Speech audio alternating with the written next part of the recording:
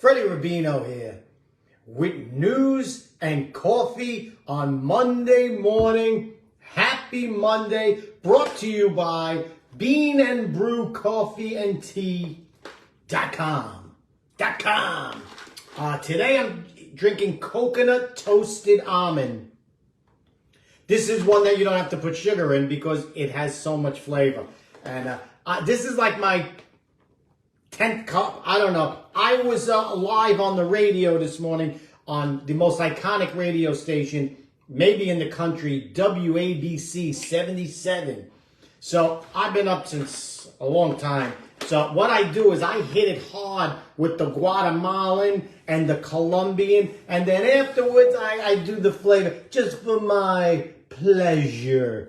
And don't forget the promo code GTFOH.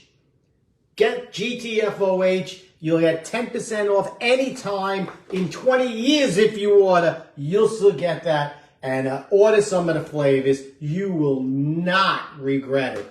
Okay, today in the news, I saw that Gavin Newsom, the governor of California, made a big announcement. He says that California will always be a supporter of the climate change agenda. Californians will always support it, which means that all your money he's going to spend. You have no say in it. And he's planning, associated with this, a trip to China to talk about the climate. Oh, China is the biggest polluter on the planet. But listen, this is how he's fighting climate change. He's taking a massive jumbo jet and he's private jumbo jet, and he's going to China with it with like 15 people, and then taking a private jumbo jet back to California from China. It'll take you 20 years to pollute the planet on as much as this guy does one trip. But talking to China about pollution, you can't. It's like talking to it's like talking about John Gotti about murdering. Yeah, I don't think people should murder anybody. You don't care. It's like asking Hamas, the leader of Hamas, are you going to put up Hanukkah decorations this year? Yeah, you can't believe them.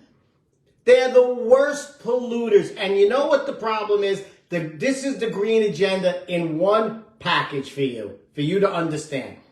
All the new green technology comes from China.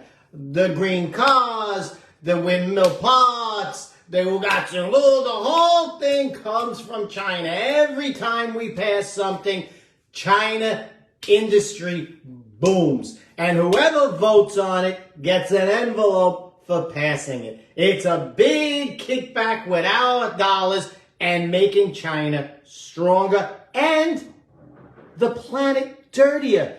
The Green Deal and this agenda actually messes up the planet.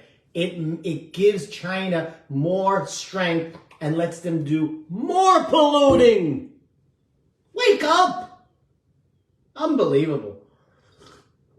And the second story I saw, which I thought was very interesting, and it goes along with all the scientific thing, that scientists say they took a moon rock that we got like 50, this is how they reported it, like Reuters, the big thing. Moon rock that we got from the moon. Where do you think they got it? Walmart? Of course the moon rock came from the moon. This is news. This is a reporter. The reporter wasn't fired. Nobody proofread. Anyway, they got it from the moon 50 years ago, and they determined that the moon now, they think, is 40 million years even older. Which leads me to this. Up to today, we are supposed to say that the science that dates these rocks was good, was science. Don't question it. Now today, they were 40 million years off. Which means tomorrow, this might be off. Here's the thing. When I was younger, science was this. You could observe it, you could prove it through observation, and you could prove it by repeating it. Okay? So you have to actually be able to get something, and they say, okay, this is the procedure, and you could repeat it. Otherwise, it was just theoretical. Good theory, but theoretical. That's why all these things aren't science. Stop calling it science. But when they get information that they can prove, and it goes against their narrative, they bury it, and they don't report on it. I'll give you one about the moon. We, with lasers, are able to bounce a laser off the moon at any angle. We do it all the time and measure how far exactly the moon is from the Earth. We've been doing this for years. What we found out, and they did it, and they did it again, and they did it again, and it was repeated, and they know that it is a certain distance. But they now know that the moon moves away from the Earth, I want to say a ½ inch to an inch or 2 inches every year. Now it's millions and millions and millions of miles. But every year, an inch or two, sounds like my honeymoon, goes away. So here's the thing. If you walk back today and you walk back the moon a couple of inches, in 100 million years, it's touching the Earth. And that can't be. I can't have this. So it's obviously not that old. Because once we got the real facts, the real measurement, and then every year it does that maybe for 10, 15 years, they reported that it's moving away. Only a couple of scientists says, well, mathematicians walked it back, and they go, then it can't be that old. Or it just started moving away. We don't know. But we do know this, that if the moon was a lot closer, it would hit the Earth because the gravity would pull it in. So we know that the moon is not billions. They say now it's 40 billion years. Trillion years, gazillion years. 40 billion years. It's like the day Pelosi was born, the moon was born. So it's just not science. I'm sick of it.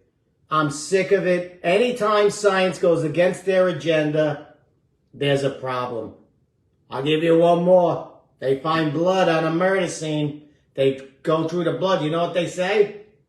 I could tell it was male, or I could tell it was female. No blood comes back and says it's tried by, guy, try, by. None of it. None of it says it's LGBTQ, non-binary, but none of it. It comes back male or female.